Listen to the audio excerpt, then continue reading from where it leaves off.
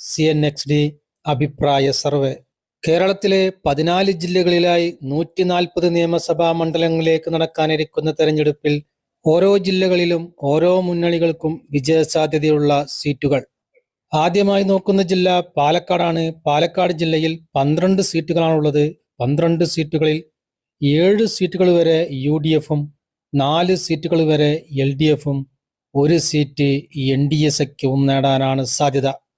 അടുത്തതായി നോക്കുന്ന ജില്ല പത്തനംതിട്ടയാണ്. പത്തനംതിട്ട ജില്ലയിൽ 5 സീറ്റുകളാണുള്ളത്.